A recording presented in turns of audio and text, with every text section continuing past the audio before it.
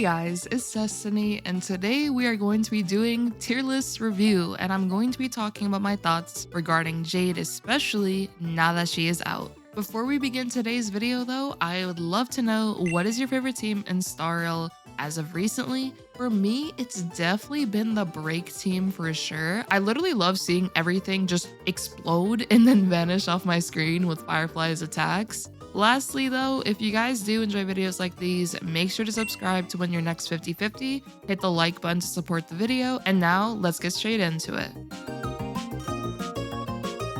So here we are going to be taking a look at Pridewinn's tier list, which was just updated for the release of Jade. I really wanted to talk about Jade today, just give my thoughts after being able to test her from the creator experience server. So I thought we'd actually start off today with Pure Fiction, since if we're being honest, Pure Fiction is definitely Jade's primary mode that she is going to absolutely excel in. And as we look, tier 0. Jade is perfectly worth being tier 0 when it comes to Pure Fiction, just because of the fact that she is able to unleash so many follow-up attacks. And as we know, characters like Herta, Himeko, and honestly a lot of our follow-up attackers are really good when it comes to modes like Pure Fiction. So I can honestly definitely agree, because of how frequent she is able to get her follow-ups due to how many enemies you will be fighting. This is really good for Jade in particular, and she's definitely a character that will absolutely excel in a game mode like this. You can literally pair up Jade with a character like Herta. I actually ended up showcasing this a little bit ago, and Herta and Jade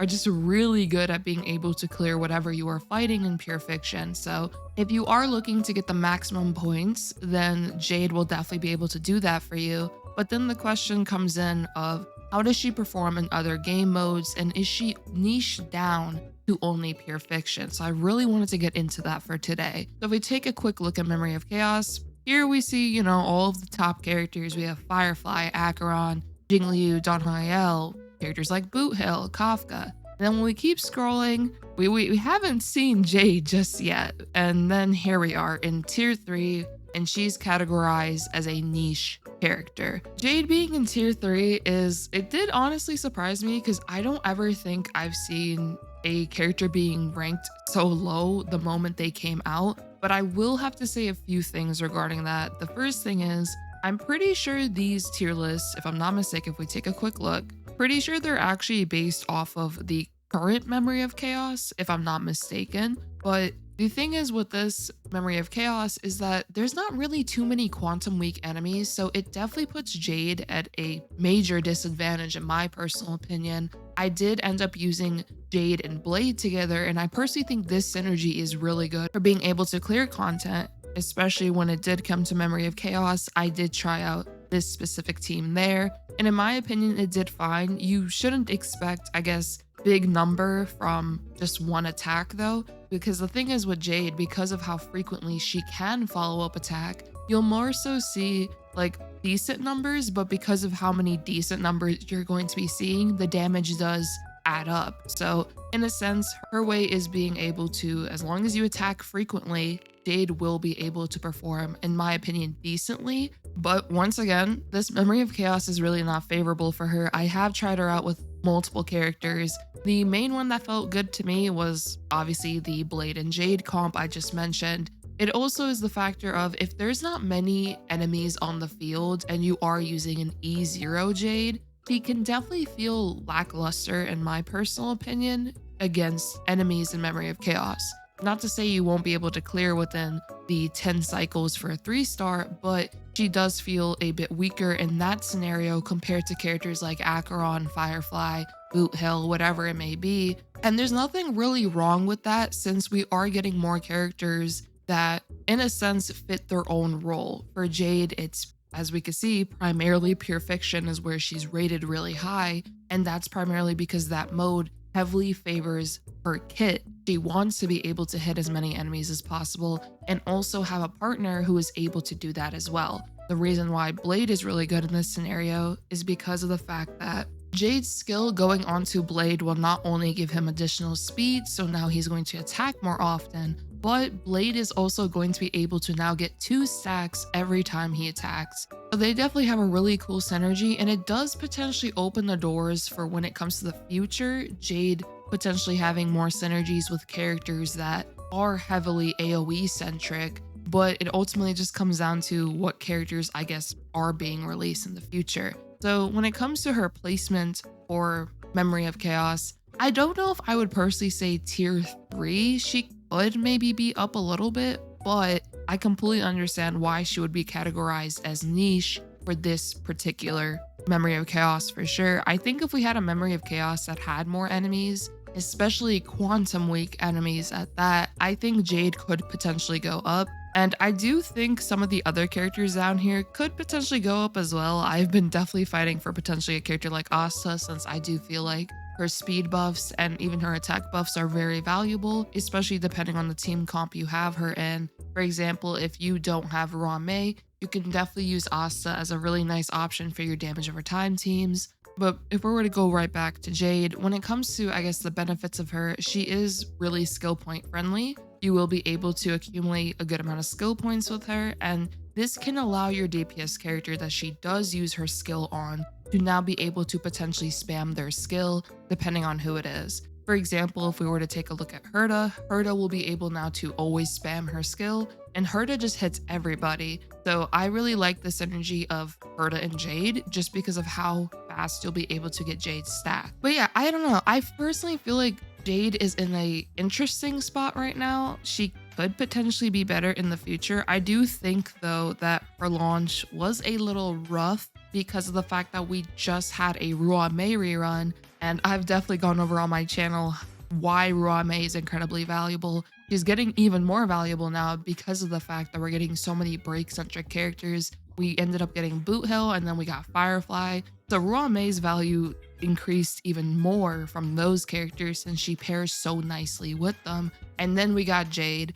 And unfortunately, Jade's banner was kind of unfortunate, I would say. Her banner was not that great. I feel like they honestly dropped the ball a little bit with this because it's like you released her right after Firefly and Ruan Mei, and then you also decide, you know what, let's give her a banner that's just kind of okay, or as some would possibly even say mid. So I don't know, I kind of feel bad for Jade honestly because of that, since I feel like the second half characters have not been getting the best treatment on their launch. For example, last patch, a lot of us were, raving about Robin, but then Boothill came out, and I feel like Boothill just kind of got, like obviously we did pull for Boothill, or at least some of us did. I definitely did because I love his cowboy aesthetic, but I feel like they've been kind of treating the second half characters not the greatest. For Jade in particular, there was even, I guess, much build up or hype around her either. So I think it also makes it a little more worse for her scenario, unfortunately.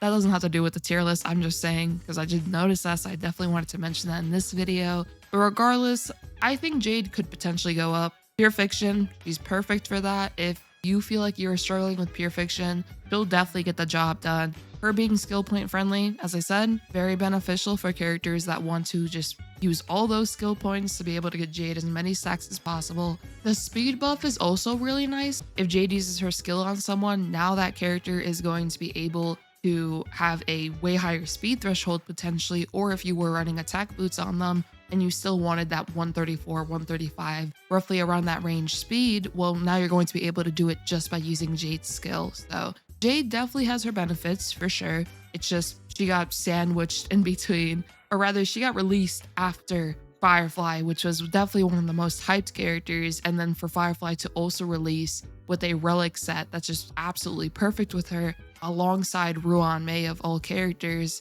it does feel pretty unfortunate for Jade, if I'm being honest. If we were to just look real quick at Apocalyptic Shadow, she's in tier 2 for Apocalyptic Shadow. I think that's, I guess, okay. That's still considered, tier 2 is still considered in the meta character category, so I think this is all right. But yeah, I would say for at least right now, where she really, really will shine is definitely Pure Fiction. I do think though, if you probably already have Herta and Himeko and they're already clearing Pure Fiction, and then you possibly have a secondary team that is able to get you the necessary points to get the maximum rewards, I do feel like Jade's value does diminish a bit though, because at that point, you're going to get the rewards regardless, but at least her playstyle is really cool, and once again in the future, she might be able to possibly go up depending on what characters we get. I would probably keep your eye out for characters that are able to just deal a bunch of AoE damage. Erudition characters in general, potentially even destruction class characters can be really good here,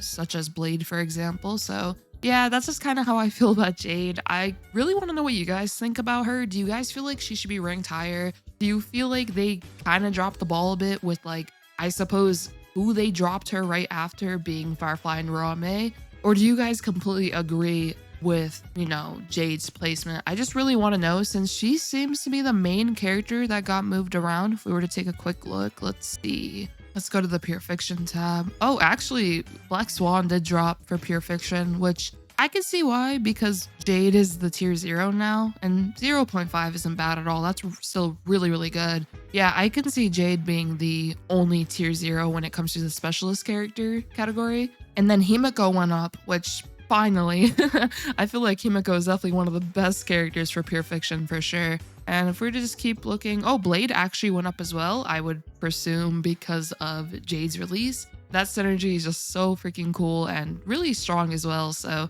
I completely agree with going up because of Pure Fiction. And I think that's really it for the changes. I did want to talk about something real quick though, which is, or just go back to the Memory of Chaos tab. I'm curious what they're going to do with the mechanics of the future DPS characters. Because with the release of Acheron, the release of Firefly, even Boothill, all of these characters just feel so freaking strong in comparison, I would say, to some of the other DPS characters. Acheron has her own type of playstyle, which is, of course, you want to get her as many stacks as possible so that she's able to unleash her super powerful ultimate. With Firefly, you definitely want to weakness break enemies as soon as possible, which thankfully her skill kit, which I did go over this in my last tier list review, her skill kit enables her to do this very effectively, being able to implant fire weakness onto enemies, and then also being able to have increased weakness breaking efficiency just within her base kit makes her very powerful. I 100% agree she is a tier 0 character,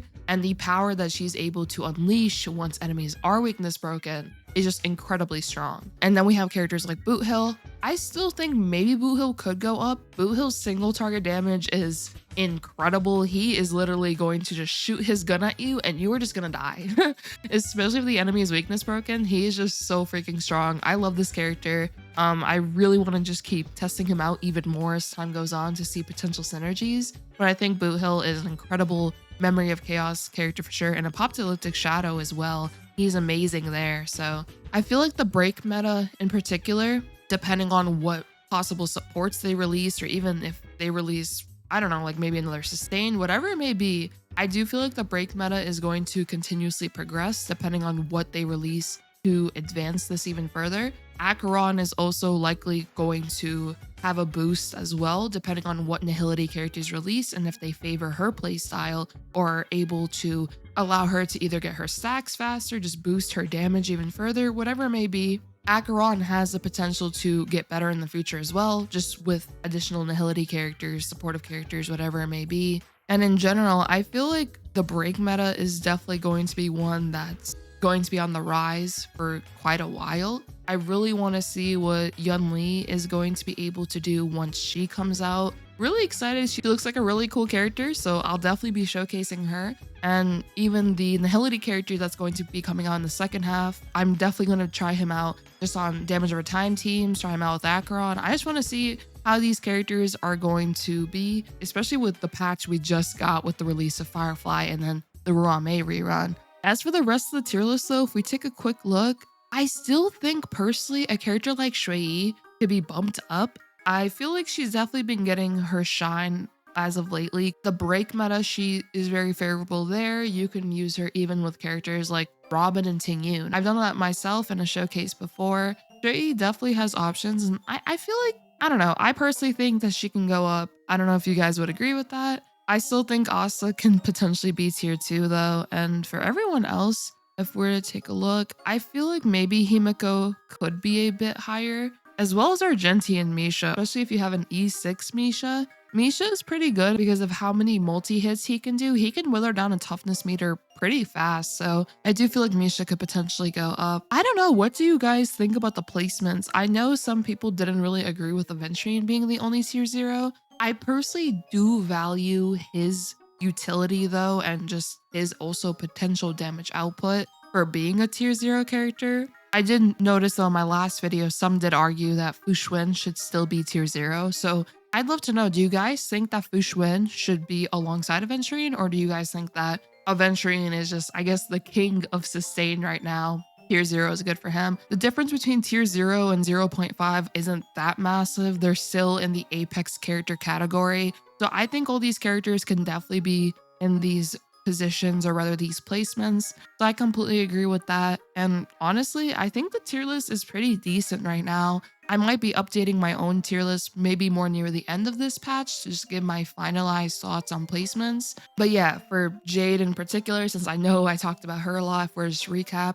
she has interesting potential for sure. Pure Fiction, she absolutely destroys it. I love her playstyle in Pure Fiction. It's awesome. I do think though she did release at a bit of a weird time, because being released right after Firefly, people are more than likely going to wonder, okay, should I just pull for Firefly? Is Jade competitive in the sense of providing more value for my account in comparison to Firefly? So I feel like that's always a question that's going to be wondered. I personally think in the future, Jade might be able to have more shine, but for right now, it is a little rough. Memory of Chaos isn't really favoring her too much due to the fact that there's not many Quantum Weeks, so her damage output might not be as great as it could be. Pure Fiction though, absolutely amazing. And then for Apocalyptic Shadow, she's pretty decent there. I'd love to know your thoughts on Jade in particular. But yeah, I think that'll be it honestly for this tier list review. I know I have yapped quite a bit this one. I just wanted to share my thoughts. I haven't uploaded in a little bit on here, so I just want to talk to you guys. But yeah,